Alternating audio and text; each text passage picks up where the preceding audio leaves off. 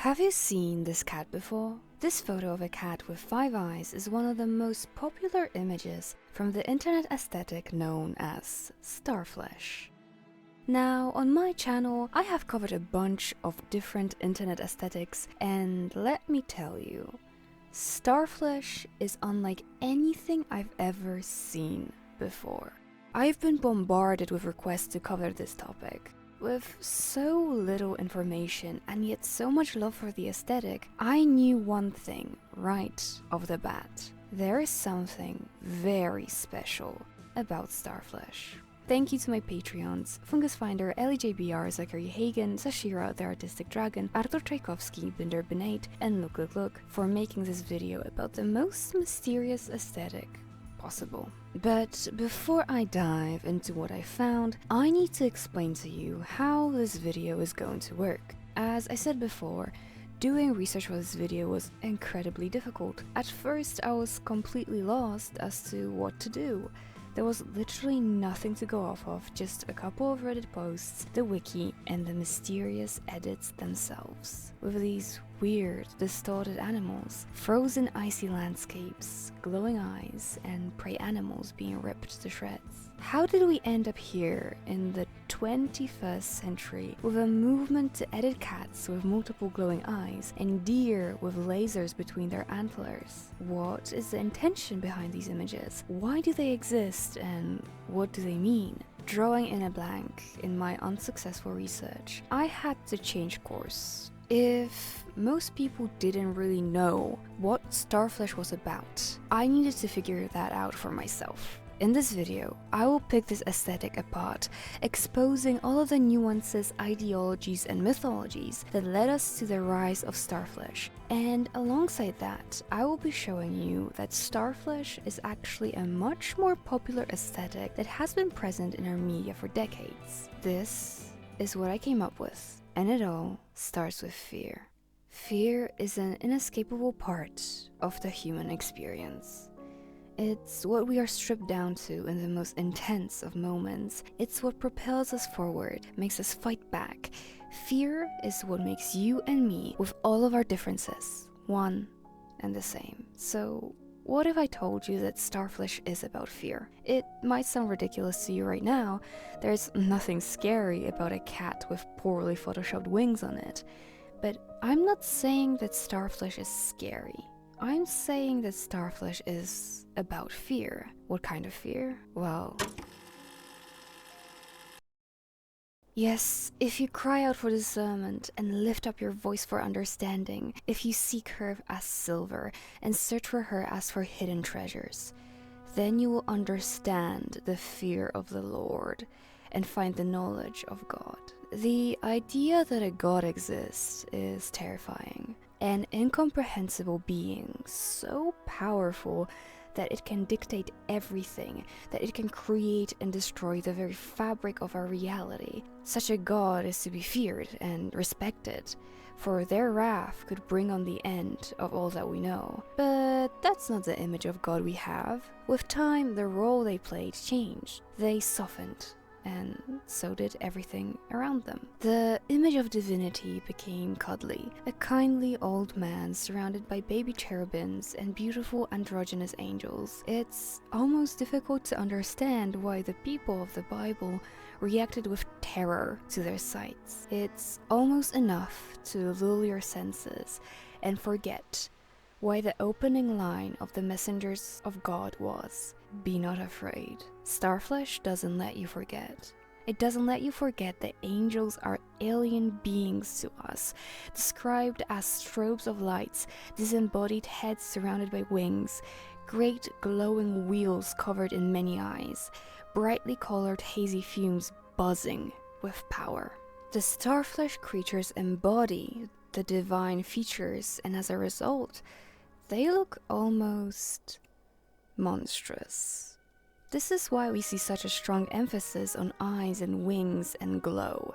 These edited animals are angels in the modern age, otherworldly, distorted, terrifying because of the lack of context for their existence. Is this what cats turn into when we're not looking? Is this an alien species pretending to be cats? Or were they changed? Metamorphosis is a theme that, if explored well in media, can change the way you see yourself and the world. And I believe that metamorphosis is one of the core ideas and fears of Starflesh. This is the time for my first example of Starflesh media. Resident Evil Village. The 8th installment of the Resident Evil series is a very good horror game for multiple reasons: the environments and the storytelling, gameplay, and of course, the antagonists. The Four Lords are incredibly memorable, especially Alicina Dimitrescu, but my focus isn't on any of them, it's on the big bad, Mother Miranda. Mother Miranda embodies the two pieces of the Starflesh puzzle I just laid out: biblically accurate religious imagery and metamorphosis. Because who Miranda was as a person stops mattering the moment she sets out to become divine. In her grief, she turns to the inhuman, too conceited to realize she's abandoning her humanity for an insane cause. Her mutation, unlike the metamorphosis of her test subjects, was completely controlled. She molded herself into an image of supreme authority and divinity with 10 wings and an aureola. That's what makes her such a terrifying enemy.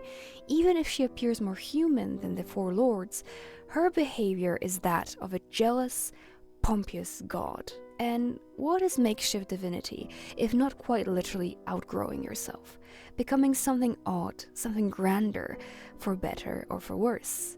A monster or a god? Both? What makes a difference between the two in the end? Going back to my thesis of Starflesh representing fear, I believe that the angelic themes work in the same way they work with Mother Miranda. They exploit what's so terrifying about the divine, the concept of an overwhelming, incredibly powerful presence of something far greater than you or I, looking at us like a god locked into the body of an animal. But not just any animal. We talked about the Four Lords of Resident Evil, now onto the 4 stars of our subject. There are 4 animals that get the most recognition from Starflesh: cats, dogs, wolves, and deer. Deer immediately seem out of place, the only prey animal to be featured amongst carnivores. But I don't think that their inclusion is without merit.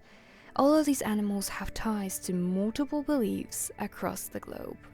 And out of all of them, deer are the most intriguing and mysterious, because they are so many different things at once.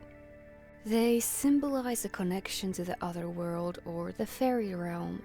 They are often presented as incarnations of gods or messengers of the Christian God, but they also symbolize innocence. They are often roadkill, caught in headlights. In Starflesh, we can see clear traces to these beliefs and motifs coming together. The cross in the stag's antlers from St. Hubert's Tale became a ball of light. The multiplied limbs aligned to the idea of changelings and fairies, and glowing eyes seem to reflect invisible headlights. The animals Starflesh makes its idols out of are animals that have been revered and mythologized for centuries. Something about their beauty makes them feel otherworldly. Starflesh embraces that otherness and further exaggerates it. The witch's black cat is a mysterious being. It's not a big surprise that cats are so intrinsically connected to Starflesh. Whether it be the Icelandic Yule cat that will hunt you down on Christmas, or the Grimalkin, the witch's familiar, a black cat can be a sign of good fortune or a bad omen. They are odd and elusive, if not straight up demonic. The pendulum of creativity swings from one side of white cats, seraphims, and angels to black cats, demons, and monsters. But regardless of what they represent, the godly or the demonic, they are always terrifyingly beautiful, and their existence incomprehensible. And this description makes me think of one of my favorite pieces of media I discovered this year.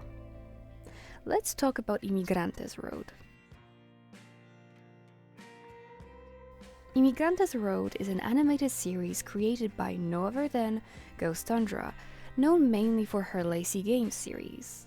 While imigrantesroad is nowhere near as popular as Lazy Games, I think that it's one of Ghost's more ambitious and intriguing projects to date, mixing humor with feelings of dread and cosmic horror. The series is an example of surrealist art taking place on the titular road, where one curious being claims victim after victim. That being takes the form of a black cat. And the road. Its eyes blink and glow, reflecting the lights of ambulances, their red eye bleeding out of its socket when Julie, the second episode's main character, talks to it. I linked the series in the description alongside all the other sources as usual, so if this sounds intriguing to you at all, please go and support this project. I, for one, have been enchanted by this series and oftenly go back to it to try and figure out what's going on while watching as people that enter Socorro's road lose their minds and then their lives. Even after 3 episodes, I still am unsure of what Socorro is. The cat clock, a spirit, a demon, the saint of roadkill. Is Socorro the cat Socorro the main character of the first episode? Or did it steal her name? One thing that I know is that Socorro is the epitome of the next 2 pieces of our Starflesh puzzle: mythologized animals and cosmic horror. Lovecraftian or cosmic horror at its core stems from 2 places: existential nihilism and fear of the other. If I were to ever witness a Starflesh creature, I think my worldview would change forever because of the implications of such existence. And I'll confidently say that Starflesh is the visual, boiled down form of cosmic horror. I mean, it's in the name. The edits and art show the animals transformed into a version of themselves that could kick it with Cthulhu and lead the viewer to realize that the world we live in might be more complex and way more mysterious than it seems on the surface, and that we as a species are quite insignificant in the grander scheme of things. I'm setting this all up because I want to introduce you to the defining piece of Starflesh media nobody, I think, realizes is Starflesh. A movie that would explain why the landscapes of Starflesh are frozen, why gore and body horror are often executed in ways I cannot show on YouTube, and why animals are the main focus of the aesthetic. This little movie that I don't think you've ever heard of, called The Thing. And with The Thing, let's leave the clean and beautiful otherworldly side of Starflesh and get back down to Earth. The gritty, ugly, bloody Earth.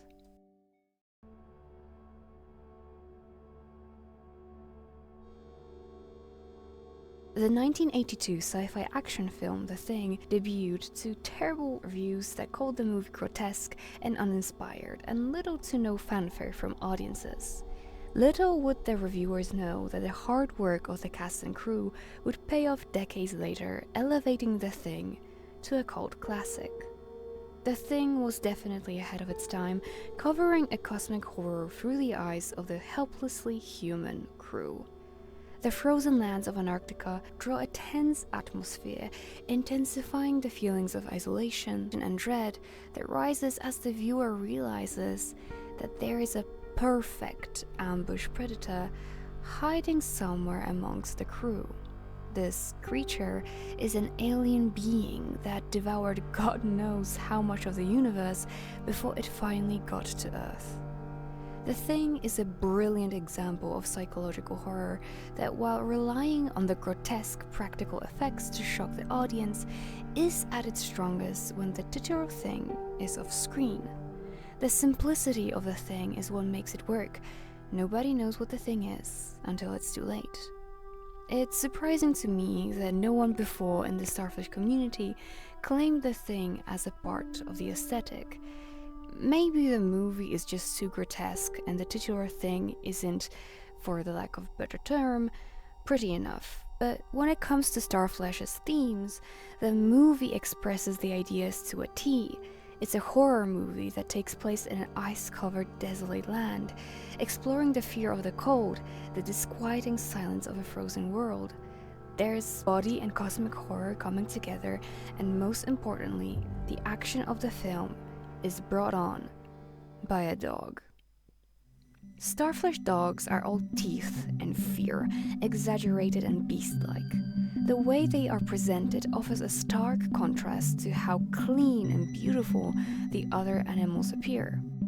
Unlike the ambivalent stares the cats give us and the extraterrestrial metamorphosis of the deer, the dogs are dangerous. They almost appear feral, but the edits give them an aura of intelligence. The dogs are terrifying because Starflesh turned them from beloved pets to dangerous predators. One of the members of my community, Czarne Oko, noticed something really interesting about this piece of the Starflesh puzzle. For me, Starflesh brings out the fear of animals. The more gory pictures with aggressive animals make us feel uneasy, because while we love cute dogs, cats, and other animals, in the back of our mind there is always a thought that we can't actually know what they are thinking. That a dog might attack unexpectedly, even if the owner says he doesn't bite. We know animals are unpredictable to some extent, and our communication with them is limited, and Starflesh speaks directly to this fear of another kind of being. And I completely agree with their take. I think that it isn't without reason that a big part of the Starflesh aesthetics are based on night wildlife photography. What the animal kingdom does at night has been a field of study for a long time, and yet it still feels mysterious. When our civilization falls asleep, the other world of fauna springs to life. Nighttime photography appeals to the fears but also the wonders of life outside of humanity.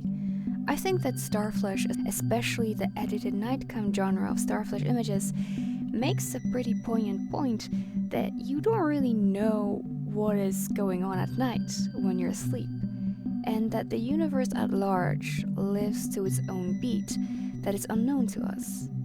But what is known to us, and what I want to turn our attention to, is something that to some is a fear, to others a need, and sometimes even a thrill. In the Magnus Archives, a horror podcast by Rusty Quill, the concept of fear is explored in depth. And outside of the eye and the spiral, my favorite fear was the hunt. Until this point, the way I've been talking about Starflesh made you and me either a passive observer or prey. But I think that Starflesh supports the inverse as well. The amount of deer caught in headlights photos help to build a narrative that we might be the predators. I haven't mentioned this yet, but a big part of Starflesh's aesthetics come from the Therian community. Therians are people that have inner identities that are non-human. And a lot of people, Therian or not, relate to Starflesh. One person said, "I feel like I'm reconnecting with a part of myself I lost a long time ago." And this thought really stayed with me, which isn't all that surprising, I suppose, since I'm a person that presents themselves on the internet like this. I think that a lot of us have this feeling like we're missing out on something essential. Until very recently, survival was an organic struggle that humans had to go through and many didn't succeed at. Nowadays, people still struggle to keep themselves afloat, but instead of fighting nature, they need to fight skyrocketing grocery prices. Because of that, I think that a lot of people long to return to nature, and Starflesh expresses that, but instead of showcasing a need to frolic in the fields like cottagecore, Starflesh longs for a good hunt. When human beings don't have anything to fight for, they get awfully bored and lose a sense of purpose. So our brains found ways to simulate the joy of the chase in our modern lives. A person might get that need fulfilled through excelling at a job and getting a promotion, workout, winning at a sport, or even sex. But Starflesh doesn't care about that. It wants to force you to connect to the animal you are deep down, and the fears and the needs that animal has. The fears of being chased and devoured, and the need to rip something into a bloody, gory mess. Body horror in Starflesh takes multiple forms, from the gore and disfigurement to the unnatural glowing eyes and additional limbs. But when I think about what's so terrifying about Starflesh's body horror in particular, I think it's the emptiness of it. Maybe it's because of the fact that the other motive of Starflesh's winter, but a lot of these photos to me feel really lonely, almost as if the viewer has been abandoned to deal with all these monsters by themselves. And that brings us to our final example of Starflesh in media, Fatal Frame 4. In Fatal Frame, Mask of the Lunar Eclipse, we follow 3 girls as they return to their doomed and rotten home of Rogetsu Isle. While trying to regain their lost memories, they are haunted by the long-dead residents of Rogetsu Isle, which all perish due to a disease known as Moonlight Syndrome. And in the case of Moonlight Syndrome, death is a kindness. There is something unsettling about a body that's been twisted into something it should have never been that is more terrifying to me than plain horror, especially when it's accompanied with a change that's less visible, a change in somebody's mind. When a person gets infected with a Moonlight Syndrome, at first they bud, and then they blossom, losing themselves completely. To lose your own face and your memories is to lose yourself, and to me that is what I find the most terrifying about this game, and by extension Starflesh. I find the idea of body horror as a price or punishment trying to become something grander to be incredibly appealing, but the psychological aspect moves me even more. When you give up on yourself in order to achieve greatness, when you forget your own humanity in order to be something you were never supposed to be, if you fall ill to an illness that takes away everything that you are, in the end, will it be worth it? I started this video by saying that there is something very special about Starflesh. During the video, I kept talking about fear, as that was my initial thesis, but I think that Starflesh is not only about the horror, but also the wonder. In a world where fear and anxiety are on the rise, especially amongst the younger generations that fear for their future, I believe that Starflesh is a form of escapist fantasy. It allows its community to explore fears, myths, and dreams of the past in a playful and artistic manner. I think that Starflesh is about wanting to believe. To believe that even in our current realities there is still some magic in this world, that even in an age of overwhelming amounts of information, there is still a place for mystery, whimsy, fear, and passion. Thank you for watching this video to the end. I know it's not really up to my standards, and I will talk about this in this little message to my subscribers. If you're not a subscriber, you can become one by clicking the button. If not, thank you for watching this video. You can comment down below what you think Starflesh is about, what media you think is Starflesh. Okay, well, hello guys. As you might have noticed, there was no video in December. I got really burned out and I had to take a break. I hope you can forgive me. I know I promised this video in December. I'm so sorry for that. During my break, I actually did a lot of work. I started a Discord server where we have been fostering a really fun and supportive community. It's honestly been a pleasure to hang out with so many talented and wonderful people. If you have any cute photos of your pets, or you have something you're working on and you want to talk about it, you are invited to join our server. I also made an extensive list of my plans for the year 2025 and posted it to my Patreon, which you can join for just $1.50. And in that post I tease a lot of cool projects. I would also like to thank all of you for being so kind and supportive to me. Reaching 20k subscribers is amazing, and I can't wait to make videos that you guys will love and that will fulfill me creatively. As always, thank you for everything.